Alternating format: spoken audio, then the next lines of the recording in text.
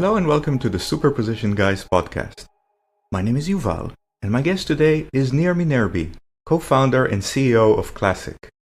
Nir and I discussed the challenges of developing large-scale circuits, training the next generation of quantum scientists, Classiq's work with Rolls Royce, Nir's view of the financial climate for quantum computing, and much more. We hope you enjoyed this episode. Hello Nir, and thank you for joining me today. Hey Yuval, it's fantastic to be here. It's great to have you. So who are you and what do you do? So my name is Nir Minerbi. I live in Israel, in Tel Aviv, physicist by training. And for the past 3 years, I'm a co-founder and CEO at Classiq, a quantum software company. And, we are pretty busy in making quantum software scalable, reachable for everyone, and an industrial tool rather than scientific toy. Could you elaborate on that? What does scalable and reachable mean for Classiq? Sure. So one of the fun things about quantum computing is, on the one hand, there is a lot of momentum and many large players working on every aspect of the stack, software, hardware, but it's very early. And, many of the things that we take for granted in the classical stack are not available in the quantum stack. So basically, when you want to develop software for quantum computers these days, you're limited. You're limited for developing, software at the gate level. You really need to specify what quantum gates and building blocks to apply on each qubit, and that's pretty much impossible, both for obviously for non-quantum experts, but also for quantum experts. It would be very challenging to find someone that can really develop software for more than 20, 30, 40 qubits, while industrial quantum software eventually will be on hundreds, thousands, millions of qubits. So what Classiq brings to this world is automation. Design automation methods and tools that were developed in the classical stack for 60 years. This is what we bring to the quantum stack. And by bringing this, methods of operating systems and compilers and high-level modeling, we allow quantum software to be much closer to classical software, more abstract, more scalable. It means that, when you let automation do the hard work of gate-level design, so you can easily design circuits for many, many qubits. We do that all the time. And also, and this is really interesting, it allows you to be much, much more optimized than could be achieved otherwise in a manual way. So this is, in a sense, what we do, but eventually, this is a software platform that allows users to develop quantum software and applications. This is what we do. Many people today that develop quantum software use Qiskit. So do you see Qiskit at a different layer? Do you see Qiskit going away if Classiq continues to catch fire? Yeah, great question. So Qiskit is a very good platform for gate level design. It's Python, it's convenient, and if you know pretty well what quantum gates to apply on each qubit, and you know how to design this circuit, so Qiskit is probably the best platform to do that. The problem is it's pretty much not scalable, right? It would be impossible to design complex circuits with Qiskit.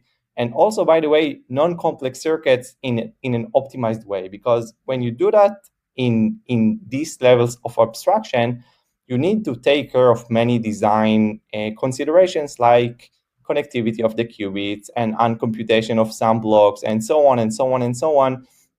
And we are not replacing Qiskit. We are just one layer on top of Qiskit. Actually, Qiskit is one of our outputs, obviously, when we integrate on top of IBM and on top of other quantum clouds. So I see it more as the natural maturing of the quantum stack rather than replacing Qiskit. Abstraction layers always sound good, but people sometimes worry that you lose efficiency because the more you try to make something very general, the less and less it becomes hardware specific. And so we see, for instance, hardware vendors today that try to be full stack vendors. They say, we wrote chemistry software that works particularly well on our hardware. Does that mean that Classiq could be used effectively today, or are you more looking into the future and say, well, in 2 years when there'll be more qubits and more machines, this is where you really see the benefit of using the Classiq platform? Sure. So, of course, the product, like I think everything in quantum computing, is dedicated for the next generations of quantum computers that could actually bring value. So the product was designed for creating complex circuits with many qubits with deep functionality. On the other hand, and this is really the fun thing when we work with customers today, is pretty much in every use case, and I can give several examples. The platform, the automation really brings much better results, more compact circuits, less qubits, comparing Qiskit and comparing any other software platform. And this is because when you start from the model level, you let automation much larger room for optimization. With Qiskit and with other software platforms, so you have compilation, right? Compilation is automatic. You will never compile circuits manually, right? But the compiler is very limited because you give it a quantum circuit, it's unaware of its functionality. So of course, if there are two H gates in a row, it will know what it should do with it. But if a qubit is an auxiliary qubit or not, if a block is used for this and that functionalities, it's unaware. And when you create a model with the Classiq platform, so the synthesis engine is aware of what your functional desires and also what are the hardware constraints. So automatically it can really generate much better results. Who are the target customers for the target users for the Classiq platform? And when you work with commercial customers, how does this look like? Do they just get access to the software and that's it? Or is there a significant services component? What does a project look like? Great question. So basically our target users and customers is everyone that wants to develop now or in the future applications for quantum computers. Today, obviously, there are several focus areas. One of them is working directly with enterprise customers, with the large banks, pharma companies, automotive, and so on and so on. And there you will find two groups. One is, working with quantum teams of quantum experts. The other group is teams that have no experience in quantum computing whatsoever. There are machine learning teams, software teams, and they're using the platform to onboard into quantum computing in the most easy and abstract way. And I'll elaborate on that in a minute. Other sector is service providers. We work with many of them as the platform of choice. So when they educate enterprises on quantum computing projects, they will do that with our platform. And another sector which is very important for us is academia, both for education and for research. So these are very different sectors, but all have the very same goal: to develop sophisticated, complex, optimized circuits to run them on various backends. We are integrated on top of AWS Braket, Azure Quantum, IBM, and also directly with IonQ and other machines. So this is an end-to-end software platform that fits the needs of most users today. We'll get back to the academia in a little bit, but since you mentioned working with customers, I wanted to ask you, is there an example you can give me and maybe a customer that you're particularly proud of the work or I don't know if you can mention the name, but at least the type of work and what the customer was able to achieve with the Classiq platform? Yeah, definitely. So one of the customers I really appreciate is Rolls Royce. The Rolls Royce team uh, is built of quantum experts actually, and they are dealing with a very interesting problem, which is CFD. CFD is computational fluid dynamics simulation. Is really a problem that pushes the boundaries of classical computing to the limit. HPCs just choke with the size of the magnitude of the problem, and obviously quantum computers are specifically with the HHL algorithm brings a lot of hope to solve this problem in a much more efficient way. And what this team created with the platform is pretty much something that wasn't created so far, and this is a full scale implementation of the HHL algorithm from a functional model all the way to executable code. That was very impressive.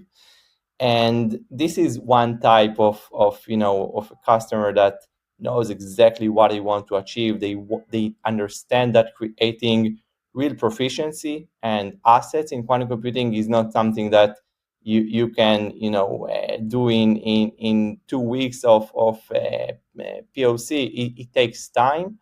And another type of customer, actually, it's more of a partner, HPE, also an investor. We are building together the quantum stack for HPC users, and part of the process is to onboard their team into our platform, into quantum computing. And there you see another type of users that are leading experts in their field, but not in quantum computing yet. So they use the platform in various use cases and algorithms in order to onboard into this field in the most easy and abstract way. So these are two different examples, but I think both are showing the strengths of abstraction, automation, and optimization in quantum software. I think that Classiq recently launched an academic version, and I think the rationale is probably people go to universities and they learn about quantum and then they go into the workplace. So why not catch them when they're young and teach them how to use the Classiq platform? What does the academic edition look like? What does it mean for a student or a professor that is dealing with quantum? Sure. So first, this is the same product, the same platform, of course, that enterprise use. And what we decided to do, of course, and in this case, it's in a deep partnership with Microsoft, is to launch a global academic program that is dedicated to bringing the most advanced quantum stack, our platform on top of Azure Quantum and other backends, of course, to researchers and educators. So indeed, the platform is already used in quite a few quantum computing courses, teaching computer scientists, physicists, and other sectors to develop software for quantum computers. And the other sector is quite different, is using the platform for research. And there it's fascinating. You see so many different research aspects conveyed on the platform. One researcher will want to develop a large scale quantum circuits, for example, the full implementation of the Shor's algorithm, which sounds like familiar. We all know the Shor's algorithm, but I will be very surprised if you find someone that can actually develop executable code of this algorithm without automation. So this is one kind of researchers. And the other kind of researchers, for example, they will want to optimize a small quantum circuit for a specific IonQ device in order to gain as much signal out of the noise. So these are really different use cases, but we support both kind, which is nice. And of course, for us as a company, becoming the industry standard is a part of that, is becoming the academic standard, but it's more than that. I think it's a good goal, and this is a good mean of advancing this quantum industry, right? I think Yuval, you wrote several times about the shortage of talent, and we all feel that. And eventually, maybe not next year, maybe in a few years, but the world will need many more quantum software engineers. One way to do that is, of course, bringing more courses to the world. But the other way to do that is bringing to these people the optimal software stack for learning and researching. I wanted to ask for your read on the capital markets. We see that some quantum companies are laying off people. We see that the stock price of public companies has taken a dip. Some budgets seem to be moving from quantum to AI. Everything that has GPT in it is getting a lot of attention these days. How do you see it from your side, from the vendor side, the capital markets, the interest of companies to invest in quantum? So I think there are two types of quantum investors, and also, by the way, two types of enterprise quantum budgets. But let's focus on investors. One type, this is the type we are working with, and this is the type that understands the real value of quantum computing, understands that it's a long play, it's creating a new industry, a new era in computing, and the opportunity is huge, right? You can really create the next Microsoft, the next Google, the next Intel in a new computing field, but it will take time. So if you invest in a quantum company and after 2 months you ask what's your ARR, you don't really understand the field because it's in research, it's not in production, right? So these type of investors are still super interested. We have seen some very impressive quantum investments in the actually last couple of weeks of months. The other type of investors are investors who are more affected by the hype. And of course there is hype, right? And I think we suffer from the hype. It's not good for the industry, it's not good for anyone. But obviously this source of money is now off, right? And obviously the companies that were lucky and unlucky enough to be public are feeling it more than anyone. But I think if you take a look at company like IonQ, so okay, obviously the share price is important, but what's really important is they have a lot of money and very good vision to develop quantum computers, and this is something that no one could take away from them. So I don't think that someone should invest in quantum to see ROI, this year or next year, but in order to create the next giants of computing, this is pretty much a good investment still. Classiq is an important player, but is just one player in the industry. And there are other, of course, hardware vendors, and you mentioned HPC providers and other types of companies. What would you like to see the industry doing more of that perhaps it's not doing enough today, in your opinion? Yeah, I think we should all do this shift, a mind shift at least, from very early stage exploration with very vague KPIs towards production. And it really doesn't mean that we'll see any quantum production soon. It will take time, maybe short time, maybe long time. But when you create quantum readiness within enterprise, so the goal shouldn't be to do some nice PR, to design 5 qubit circuits and to run them on some machine and be happy about it. The goal is to be ready with the team, with the assets, with the IP, with the proficiency. And I think we see that more and more. And I think what I want to see, obviously, well, it's easy. I want to see hardware vendors moving forward towards large scale machines with less noise and more coherency. So that's easy. But I think this attitude that we see more and more in the industry, this is what is really needed. And yeah, this is pretty much it, I think. As we get closer to the end of our conversation, I wanted to get back to the HPC, the high performance computing part. Many algorithms are hybrid algorithms, variational algorithms, or machine learning that have a quantum piece and a classical piece. Do you think there's a missing link, an orchestration layer, or someone that pulls together both the classical part and the quantum part? Or do you think that's already covered with existing companies and platforms?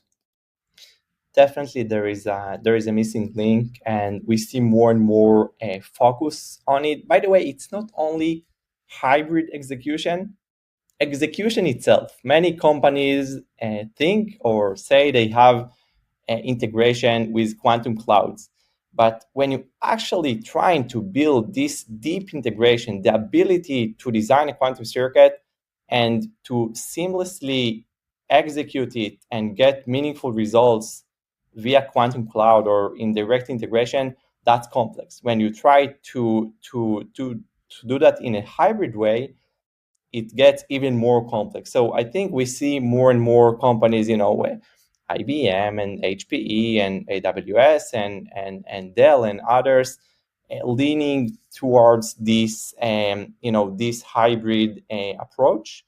And HPC is part of that. We see more and more HPC centers acquiring quantum computers, developing hybrid algorithms, and of course, for us as a company that creates the standard in quantum software. So this is a great focus area, and this is the reason we are very privileged to be working with HPE. So I think there is a missing link, but there is enough time and focus to close it. And a hypothetical question. So if you could have dinner with one of the quantum greats, dead or alive, who would that people or that person or those people be?